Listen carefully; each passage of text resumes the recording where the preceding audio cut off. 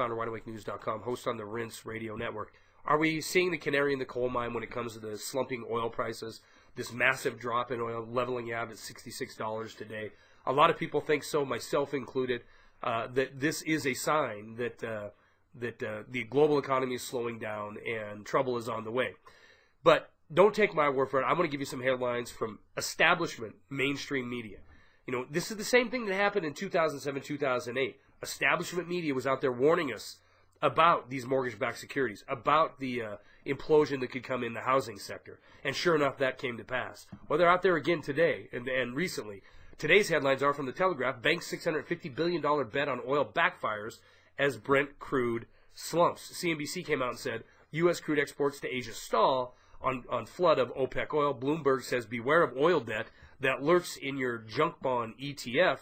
24-hour Gold says Saudi Arabia declares oil war on U.S. fracking. Business Insider, this headline I believe the truest of any, oil crash may be about something much worse than supply glut. Automatic Earth came out with oil, gold, now stocks are about to tumble.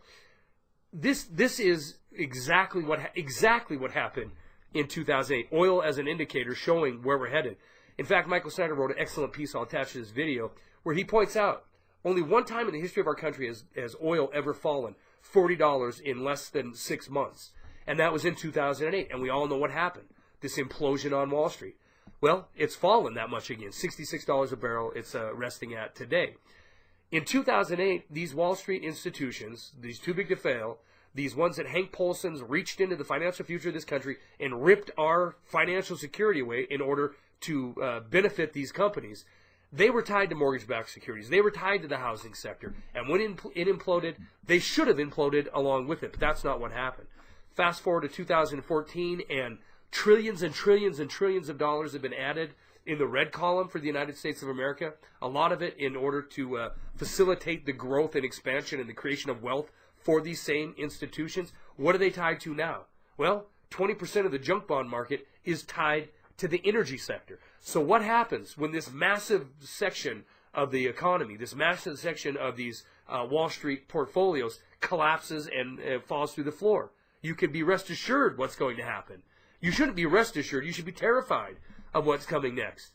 We're seeing mainstream media coming out and warning us of slumping oil prices, just like we saw them come out in 2008. So we can anticipate what's coming.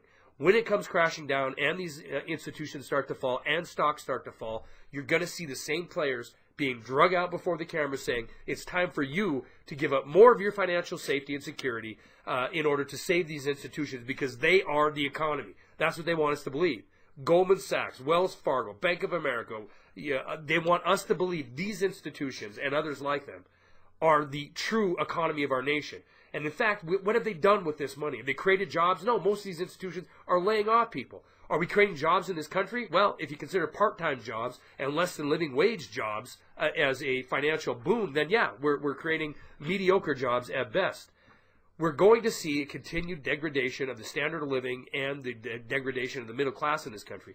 Because in 2008, we're sitting at $8 trillion in debt. Now it's $18 trillion in debt. In 2008, we had 20 million people on food stamps. Now we're at 47 million on food stamps. We have 44 million that would be considered to be living in poverty. We have 2.5 million kids that are homeless in this country. We have millennials graduating every single day that are straddled with $40,000, $50,000 in debt, and they're entering into the very lowest levels of middle class if they're lucky. The fact is our real economic situation in our country is far worse than it was in 2008, 2009.